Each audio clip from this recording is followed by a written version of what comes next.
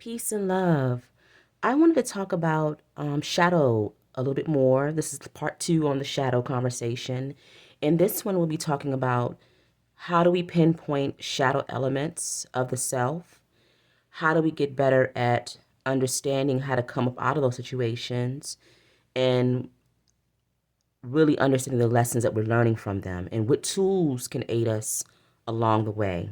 Now, but first, before we even get started, peace and love to you. I hope you're doing well. Let's get some incense. I wanted to say too, and I brought this up last a few videos. I'll always say it. You do not need anything. To be quite honest, spirituality is free. It requires just you. It requires who you are, the self, and the desire to make improvements and to access higher knowledge. That's all that's needed, nothing else. Anything else is a tool, all right? It's nothing wrong with having tools, but you don't need more than one tool, okay? So, because I'm going to do some deck recommendations, I read cards. It's a part of what I do. I don't consider myself a collector, but I've been reading for many years, so I do have a lot of decks, okay? Not as many as some. I only try to keep the ones that I love, but I do have some. But just because I show you all of these doesn't mean that you need to get them all. You get something that stands out to you. Also, um, on this channel, you all have seen me use this deck multiple times, both of these. When I do Lenormand, I usually bring these out. But this is a soul deck, and people call it a soul deck. It's a deck that no matter what's going on, if it's only one deck, this is a deck that I'm going to communicate with. So keep in mind, you can just have one deck that you can communicate with, that's your loyal friend, your loyal companion, and that's the one that you go to whenever you're having any type of serious movements in your life. Decks can be programmed as well. Now, I do find that certain decks I can't resonate with depending upon the person that wrote it. Maybe they put too much of their intent and too much of their boxed in energy on it. But a lot of times decks can be what you want them to be. You have a communication with them when you receive the deck, and then you ask them, you ask and you talk with the deck, you pull a few cards and say, what will you bring into my life? Like this one. What type of energy will you bring into my life? Something as simple as that, just to see what the deck has to say, right? But even with that, let's see what this deck says. Purification. All right. It's going to help me to, release any of those things that I've been holding on to. It's going to help me transmute the negative. All right. So this deck is a purifying deck. This is clear quartz. This is a master crystal, the master cleanser. So out of all the crystals, if you just have this one crystal, you pretty much have enough. So keep that in mind too if you're also into crystals. You only really need the one, the quartz. And so that's powerful. So purifying, self-love. This is also something that is a part of my story and a part of what I'm working with when it comes to shadow. So self-love, and I knew this will be here. This is constant. I get this all the time. So I'm working on my heart a lot in this lifetime. So forgiveness.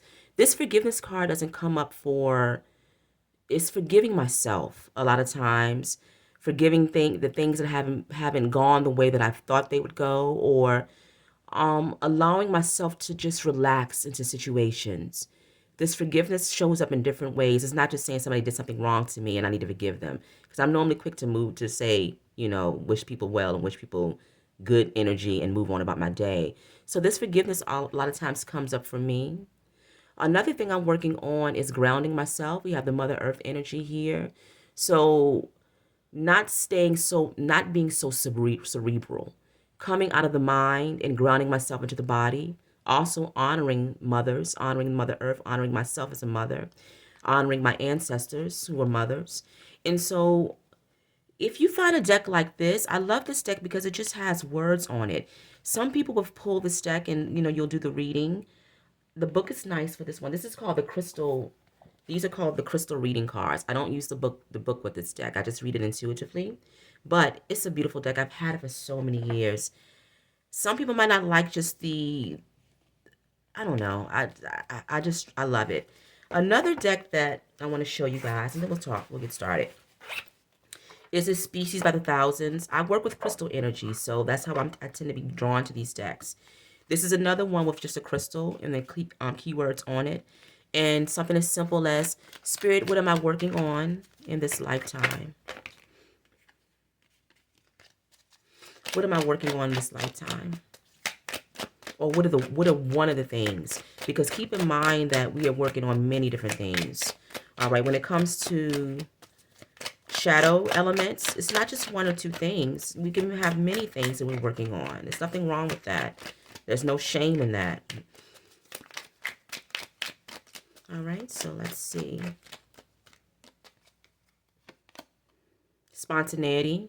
So not thinking that everything has to be planned. And this is for future. This is for trying to control situations, realizing that things will happen when they happen.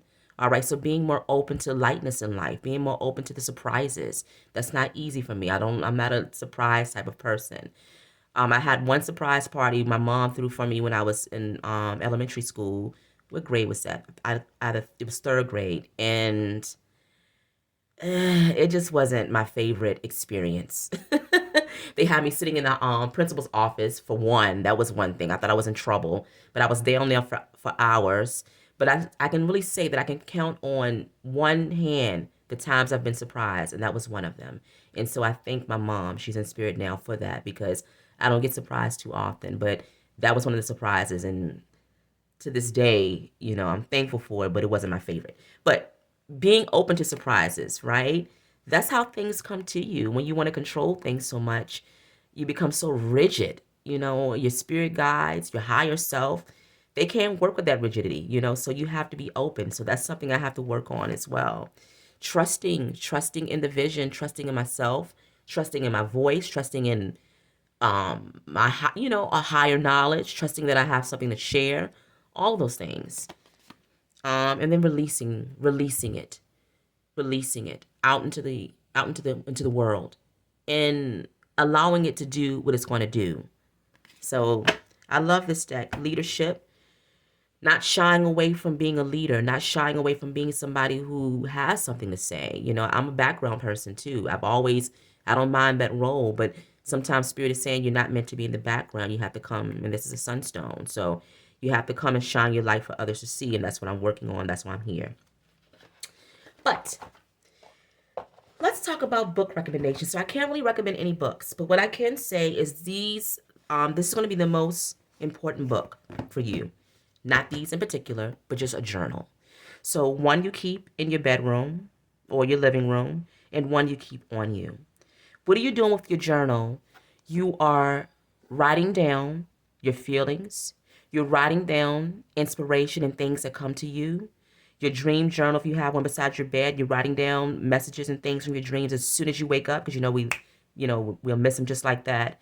But any type of intuitive hits that come to you, what are we doing this for? We're trying to train that intuition. We're trying to train that muscle. We're trying to get in connection with the higher self. Because don't forget, spirit, the higher self, the soul, the Holy Spirit, that energy that resides within us, it always wants to be free. It wants to be free. So it's going to communicate with us. But if we're not listening, we're not going to hear the messages. We're not going to understand the calls. So we have to get to the point where we are comfortable and we feel confident listening to spirit, which is who? Ourselves. And so one thing, there are wonderful books in the world, wonderful books on spirituality. And I've read books on meditation, Buddhism, Hinduism, Sufism. I love those ideas, especially when it comes to mysticism. I love the idea of I consider myself to be a mystic, to be in direct communication with the Most High energy. There's nothing in between us. And that communication, that connection is what I live for. I picture myself as being a soldier in the army of the Most High. In whatever role I'm playing, I'm on the battlefield. And if you're here with me, if you watch my videos and you're also you're a soldier in the army, all right, of the Most High, which means you're also on the battlefield playing your role. That's what I see myself as. I am that. I am a worker for the Lord or for the Most High, the creative energy, whatever you would want to call it. That's the only reason I've been sent here, right? That's the only reason I've been sent here, is to do that work. And so that direct connection is important for me. I can't put anything in between that because the work is too precious, the work is too important, the work is too urgent. Does that make any sense? So it's not like I need to go somewhere and have to hear somebody else tell me with the Most High. I have to build that communication on my own. But this is how you start to discern your voice from the voices of foolishness in your head. Because don't forget, we are operating in the world, and so we have all types of things competing. We have the world competing with us, and we have the spirituality, the spiritual side. And so the world wants to talk to us too, but the world wants to talk really, really loud, really, really loud. So you want to think about the world having that extremely loud, aggressive voice. All right, the yin and yang of it all, the masculine energy. Not saying anything negative, but we need both sides for creation. But if you want to think about capitalism, if you want to think about corporate, if you want to think about drive to do this, that's the world energy. You always want more. You always are striving for more. You never really know what it is, but it's just this inherent drive to just want. And so that voice is extremely loud. You have to learn how to quiet that voice, and you have to amplify your voice above it. And so that's what this is about. Every spiritual teacher in any tradition has had to sit with themselves. All right? Controlling the self, controlling the mind, being in control of the physical, that's important as well. Being in control of the physical body. But being in control of the spiritual body is your way into enlightenment of the self, true embodiment of the self. And so you can talk to whoever you want to talk to. That's fine. But if you're not talking to yourself, then you might as well say forget it, right? So journaling is going to be the main thing. Another thing that's going to help to amplify that voice is meditation. And I know, some people have a difficult time with meditating, and I get it. I'm one, I enjoy it, but it's not for everyone. But here's the thing. Meditation just doesn't mean sitting in a, seated position for hours on end. For some, you can do that. I enjoy that. But I also meditate in different ways. An easy way to meditate is to do your housework, all right?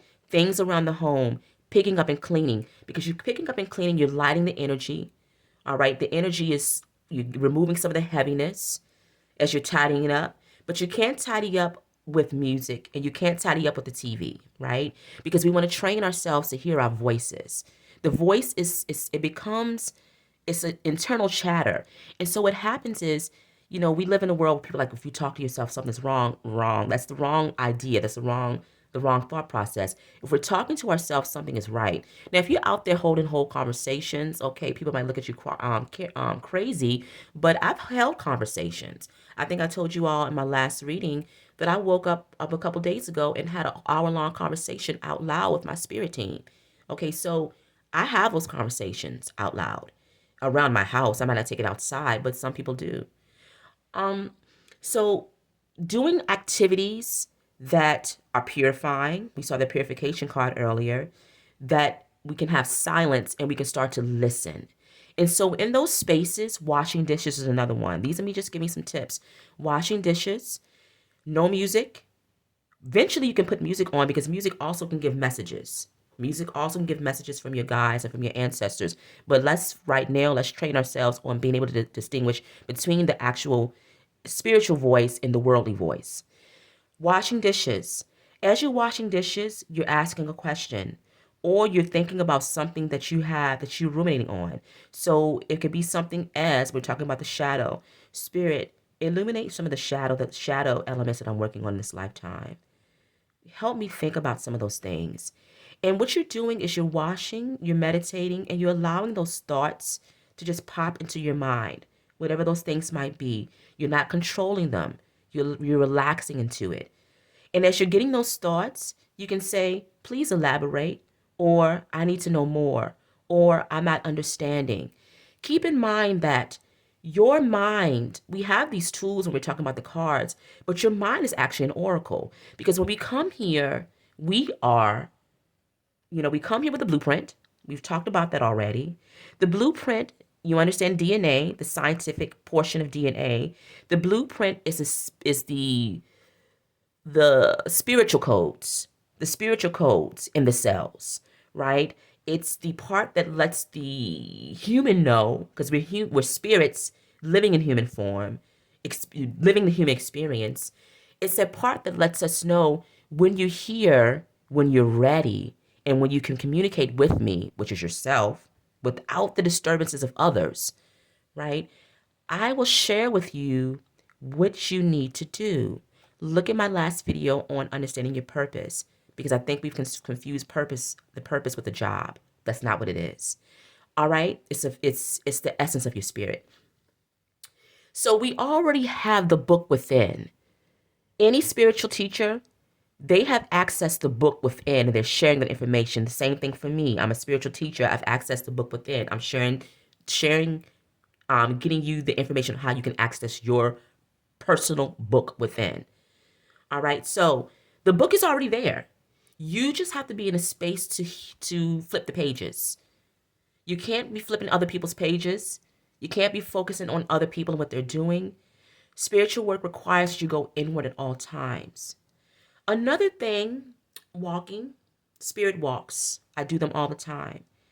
I listen to music with minds because I'm there, but because you're working on tuning into that higher self and making sure that that voice is amplified or the volume is higher than the worldly voice. The worldly voice is still there, but we want to drown it out as much as possible.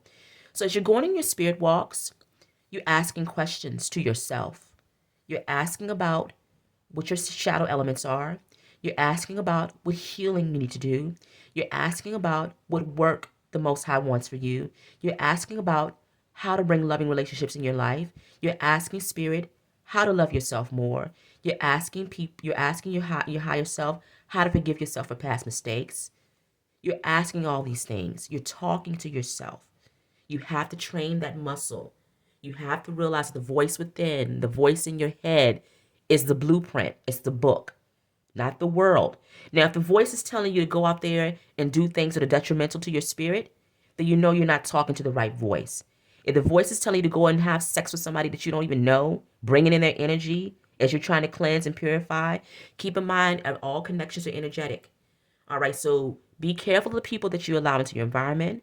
Be careful of the people and the energies that you allow into your body as well. You're exchanging energy. You're exchanging energy with a stranger, person you don't know. You're bringing all that with you. They're bringing all that with them, and you're taking that in. Especially, let's think about divine feminine energy. We're inward. It's an inward energy, so we're receptive. So, and this is if you are lesbian, it doesn't make a difference. We're not talking about that. Or straight, it's not about that. Or you don't conform to any gender. But the feminine energy is a receptive energy. So it means it takes things in. And so you have to be careful with that. You have to work on shielding yourself. And we'll talk about that too. Guys, whatever you all want to talk about, I can talk about. I just need to know. So if you ever feel comfortable, I've hoped to have made a connection with some of you all where you can share and talk with me. But people don't really talk with me for some reason. I don't know if I come off as too harsh or whatever, but I'm pretty open to any type of communication. This video came about because Rachel, thank you.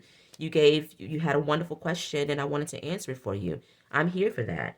But we're receptive energy, so we want to be careful who we're dealing with when it comes to intimate relationships and when it comes to work relationships, family, all of those things, all of those things. Because just because we don't know we're receptive doesn't mean we're not. All right. So keep that in mind, and that's shadow as well. Receiving other people's negative energy, receiving other people's baggage, and taking it inside of us, and then we're carrying it. And then some people, when you're dealing with narcissistic people, they want to unload their baggage. They walk away free, and then you have the weight of the world, because you're taking on somebody else's shit. So keep that in mind. So, what are we talking about? Journaling, so that we can train the muscles of the higher self. Meditating in whatever way that's comfortable for you. Running a bath is another way. Getting in a shower is another way. You want to start talking to yourself more. Whatever question you have, Get in the shower. First, when you get in, Spirit, thank you. I ask that this water purify me, cleanse me at this moment, wash away all negativity. As you're going through that and saying that a few times, you give thanks. You give thanks for the purification of the water. You give thanks for Mother Earth. You give thanks for all the elements. And then you say, Spirit, what can I do to move forward? How can I flow like this water? What messages do you have for me? So keep that in mind. We're trying to talk to ourselves. We'll talk more about it. Meditating in ways that feel comfortable to you. That's how you are able to pinpoint those shadows. Going into that shadow space is nothing wrong with it. It's the healing that needs to happen. Because keep in mind that the spirit always wants to be free, but it can't be free if something is on it like this. And so it requires you to go through the motions of removing it. And that's when you go into those moments where it's like, whoops, I did that thing again. Oh, I did that thing again. I'm back in that space again. I'm back in that space again. The spirit is always there. It always wants you to be free, but you have to remove that energy. You have to remove that darkness, wherever that space that wherever you are. Shadow, we talk about it as just all negative. It is. It can be, but it's also powerful, right? There are powerful people. This is the dangerous part of the shadow, and we talked about this last time. There are powerful people who only operate in shadow. That's why it's so tempting, because results can come quickly in shadow spaces. Because a lot of times the results and what you want is false. It's false, but you still have it. Ego, you still have it, but the hole is still there because it's not filled up with any light. But some people operate their whole lives in shadow, making money, making business deals, people around them, people loving them, and they only know how to access shadow.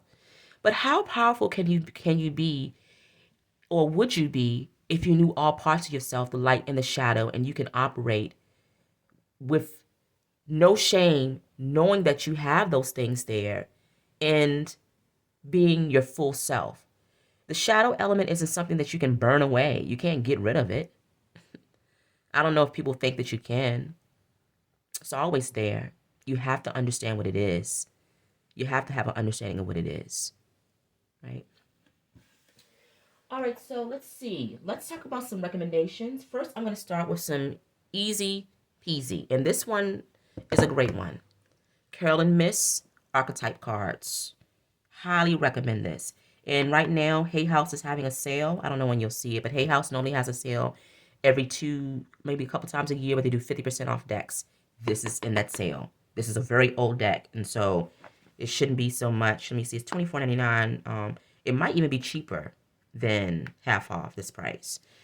I will say that I like Hay House a lot when it comes to spiritual tools. I think they have some of the best decks when it comes to diving deep into spirituality.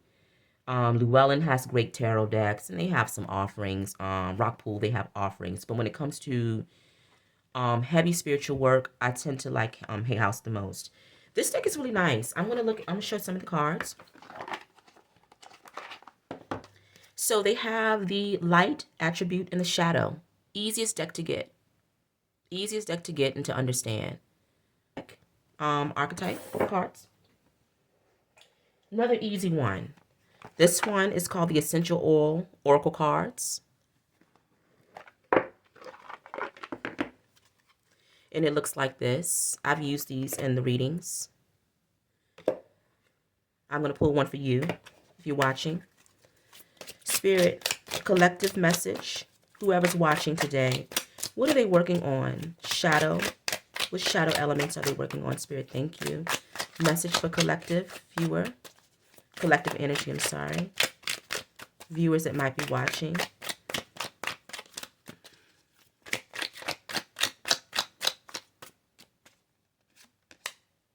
Acceptance. So it says we must remember. This is the trigger statement. We must remember. So, and then the Siberian fir. It says the true statement. I am free of the habits that do not serve me. And on the bottom, Lay down the armor passed down to you from your family. Release habits that are not serving you and forgive on behalf of generations past. So some of you are moving in a way that your mother would have moved, grandmother, things like that. So you want to try to pinpoint those things, get an understanding of those things, maybe even write down things that your mothers or and whoever you can remember, your family members, things that you see that are harmful or that trigger you. We carry those things with us. And subconsciously, they can become a part of us. We end up doing the same things. We fall into those patterns. And so we're trying to figure out those patterns now. All right? That one is here. And this one on the bottom, let's look at it. It says honoring the self. This is the way it's always been done. Trigger statement. This is coriander. True statement. I create my way. You are ready to fulfill your desires by thinking outside the box. The path less traveled may be more fulfilling. So Spirit is saying to release control. All right. Allow your creativity to shine. Be your full self. Operate in that fullness of self. Right. These are two easy peasy. Another gorgeous deck. Herbal Astrology Oracle. And I'm not going to read anything from this one. I'm just going to show the cards because I know I've been talking forever. But this is a beautiful deck. I highly recommend it. Wonderful artwork.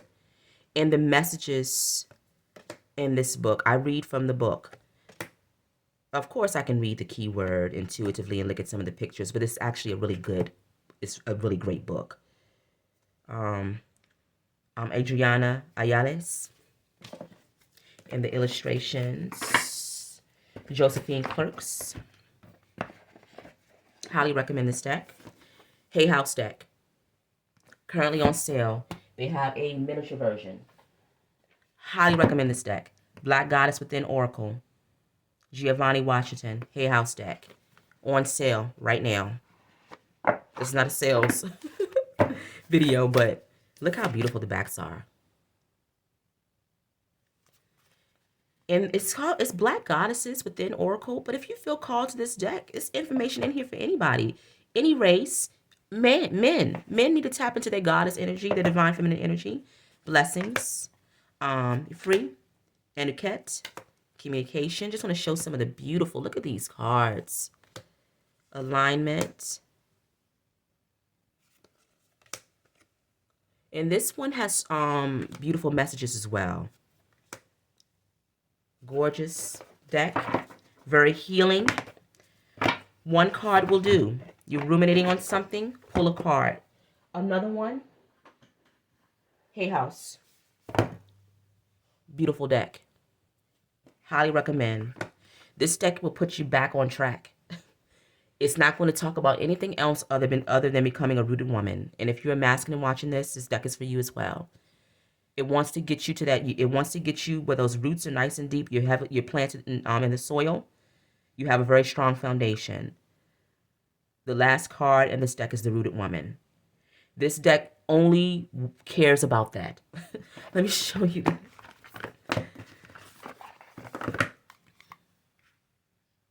Anytime I ask about my job, guys, I teach.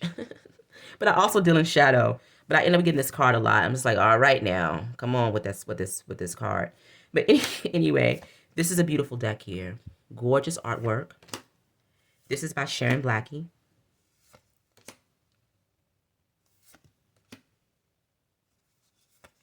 Highly recommend this deck for shadow work. Purpose. Understanding your purpose. This is a beautiful deck. Do you need all these decks? No. One will do. Do you need any of them? Not at all. Just the pen and the pad. Another one. Sacred Goddess, Sacred Mothers and Goddesses. I deal a lot with divine feminine energy. This is Claudia Olivos. Beautiful deck. She's the writer and she's the artist. Lalita, Follow Your Bliss. Green Tara. See it? Just wanted you all to see some of the cards. Beautiful deck. This is this Rockpool Blue Angel? Beautiful deck. Recommend. Another one. Dirt Gems. Highly recommend. This is a deck that I read directly from the book. Okay.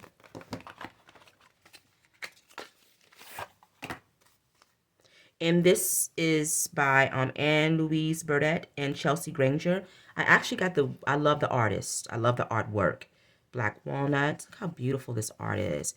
This isn't really a deck that you can just look at it. You can intuit some of the pictures you might see, but you need the guidebook.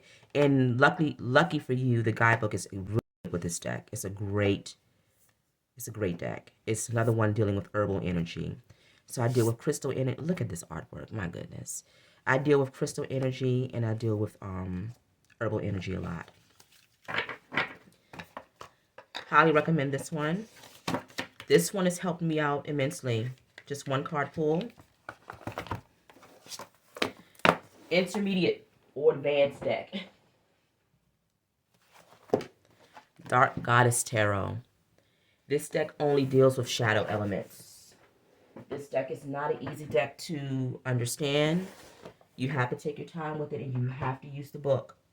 You have to use the book. It is no way around it. I'm still making my way through this book, reading it from cover to cover. Where did I put where I stopped? Taking my time with it because you have to.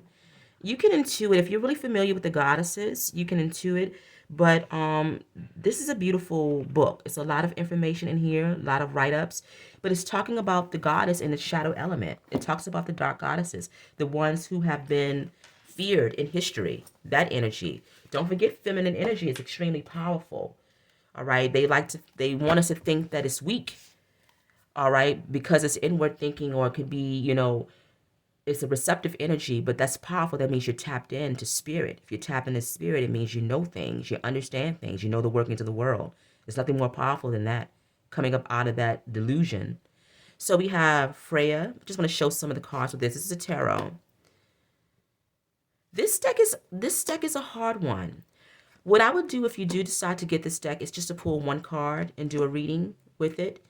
It becomes extremely difficult with multiple cards in a spread unless you really read this book and get comfortable understanding the energies of these goddesses. Some of the goddesses you already know, so you can just take that information that you know and read intuitively by that. But I highly suggest the guidebook. But this deck focuses on shadow. That's all it did. That's what it does. Shadow. So those are some recommendations. Hope the video wasn't too long. If there's anything else that you all want to talk about, anything that you're interested in, we can just let me know. And I hope you found it helpful. Of course, we'll talk more about the shadow. We'll continue to have these talks. We'll continue to have them as we move forward, right? Until next time. Peace.